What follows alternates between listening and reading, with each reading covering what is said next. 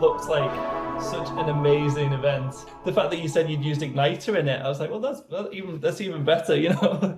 I know, dude. And thinking about like having a looped sound of a generator. One of the first tools I'm thinking about is Igniter because it's already looped by the function of what it is, right? Like it's already going to be continuous, and the fact that there has to be 15 minutes of an ebb and flow. It can't just be a static tone for 15 minutes. I mean, it Yeah. certainly shouldn't be. So just being able to like use the macro of rev to kind of like give it some rise and fall and to fall away when it needs to, and then having that as, let's say, the foreground layer, and then the background layer was like sounds that I sampled like right outside of our building here. They're doing a lot of construction, so I like got really close with my little mobile rig, and I was recording like the sounds of like them tearing the building down and all these workers milling about. So a lot of like machinery sounds. And then there was the management company was like, okay, well, could you also blend in some like two-stroke engine? Like we found this like farming equipment on YouTube that we like the sound of, and we found this like certain kind of Dodge Charger that has like a cool like glong glong glong glong glong sound, like, and kind of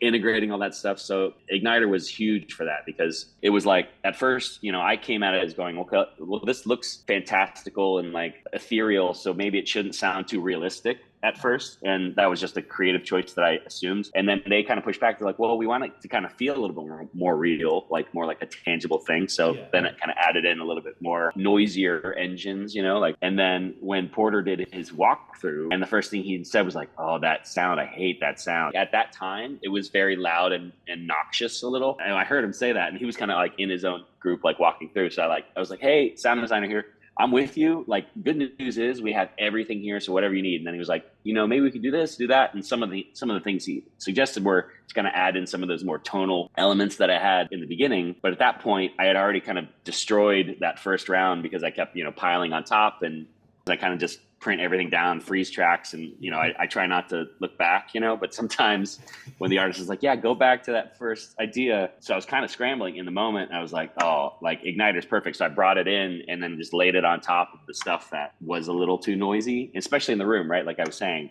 not being in the room, making the sound that is essentially broadband sound that has a lot of weight to it. But when you're in the space, like a music festival, you're probably going to have a real generator nearby powering lights, and that's already creating a little bit of noise. So if you're adding more noise to that, then perceptually, it doesn't feel like an art piece. It feels like, why is there a bad noise in here?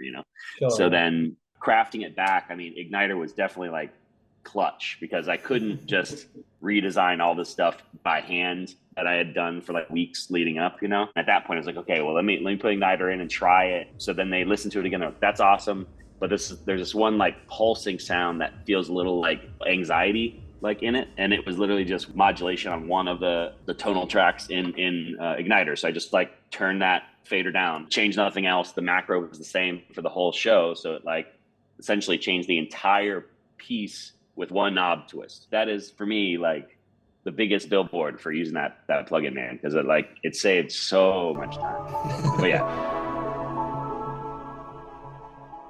gosh, it was such a fun fest, man. I got tapped by Porter Robinson's management company a handful of months ago, and they were talking about what we have this new Second Sky coming up, and we want to do some teaser like promo stuff for the web. So I did some sound design for some of their kind of like what they were using to announce the festival, and it was released on their Instagram account, and then they played it on like the big screen on a couple of the shows coming up, so they were kind of hyping everybody up from that.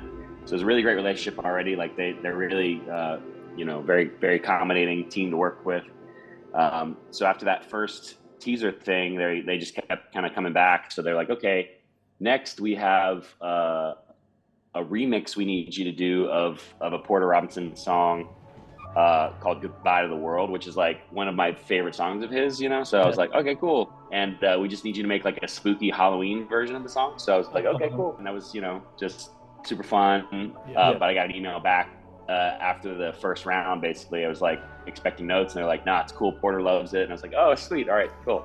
So yeah, that went well. And then the third ask was that they were designing an immersive experience at the festival which was modeled after one of his more popular music videos, where it's like this sort of anime girl and her like floating anime type animal creature. Yeah. And it's very like Neo Tokyo style, you know. They're called Maki and Evanders, these two characters' names. So they were like, yeah, we have this premise where when you walk into this VIP space, you're kind of transported into this world from the music video, and and we wanted to do sort of light immersion and effects where there would be screens that looked like they were almost like half occluded blinds where you'd see the characters kind of milling about, what would have been on the other side of the wall, so it was really cool, like anime style vibe. And basically they asked was, can you design the sound of the generator? So behind the bar, which was kind of like the focal space, they called it the central icon. Yeah. And it was this 15-foot massive thing. It looked like so cool. So I was like, I don't even know how they could pull this off, but yeah, I'd love to be a part.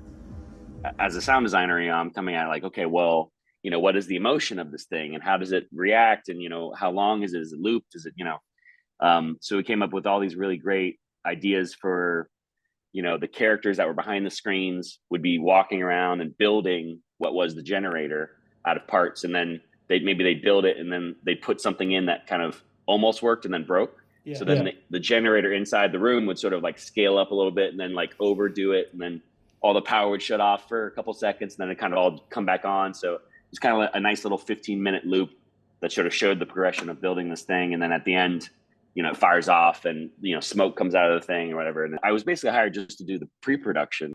Most of these festivals, right? Like there's just so many moving parts and the budget is so like spent already by the time they get to like the smaller artists like myself. Yeah. So I was like making the art outside of the space, as like if you don't hear your production in the room that it's going to be played back in, there's really so many variables to know if it's really going to translate. Yeah. So I was like, if there's any way I could be on set to like install it, I just want to kind of be there to be a part of the team and introduce myself, whatever. And they're like, you do that? Of course, And so it was really good. It was really good that they were so accommodating in that way. So flew out to San Francisco, first time out in the Bay Area. So it was just super fun to be there. And Oakland is where the festival was. So literally they had been installing all week because it's this massive thing. They basically took like a shipping container and really like created it into this like scene from a movie sort of thing. And I had my Ableton rig with me, so I basically like changing around the design as I arrived, because of course like there were some animation changes, so they're like, like nothing's synced up anymore, like this thing that should have happened at 4 seconds is now happening at like 15 minutes or so it's kind of like a little bit of a scramble, but that's kind of fun, because I was there. I was like, oh, thank goodness I was here. I came to find out that so it was essentially a sold out show of 25,000 who attended. And there was about 1,000 crew total with everyone that kind of put it together. So it was a massive undertaking, but it was definitely one of the better experiences of late, for sure. Just that, we've already had a conversation. We know each other. Like the fact that you were kind of, watching the things going on and noticing about, I would have used it regardless of the fact that you're like, hey, use the igniter. Let's talk about it. I was like, yes, like such a good reason to try, because like, the fact that you guys also like want to talk to artists about like, well, how did you use it? Like there's not too many brands, I think, that really spend the time to do that. So it's super, I'm thankful for that. People are out there using these tools and they're using it in some of the most amazing ways. And I would never have imagined, like, because when I'd seen the footage of, and I'd seen like the videos that you'd put it up in the bar, immediately just as like somebody interested in sound design, I was just kind of like, I wonder how he made that sound. Like, I wonder what that sounds like. Obviously, not being able to be there, you can kind of picture it and get a rough idea. But so when you said that you'd used Ignite, I was like, oh, brilliant! Like, I need to try and grab it, just like see what it's been absolutely together. Yes. That was obviously it's a huge event, and we spoke about the Unreal ride earlier in the year, and there's like more and more of these like immersive kind of exhibitions. So actually include that with the actual festival as part of the experience. It's an amazing thing to be able to do, and obviously to be able to work on. Audiences, I think, are just so, especially now, so willing to like find a place that they can escape to, and like I still felt very much like a little kid walking through, like discovering, so And then in terms of the Unreal ride, we got asked to do CES this year. So January in Vegas, CES, again, this is like the biggest technology conference in North America. Yeah, so they're having us back. It's going to be in the Nikon booth, and the Nikon booth is like, a city long block essentially of things. I'm trying to do some more real-time sound that's like built into the Unreal process before we're doing the Ableton system and using OSC to sync everything. But this time I want to see if I can do mostly everything in the Unreal renderer, basically. So then everything is kind of synced through that. Having Igniter at my fingertips for that setup will be, I think, pretty advantageous. Being alive right now and the kinds of things that any one person can do, every day I'm just flabbergasted by what is possible to do. Every industry is just growing just as fast and integrating, twice as fast. And it's a really great time to be a technophile. Yeah, absolutely.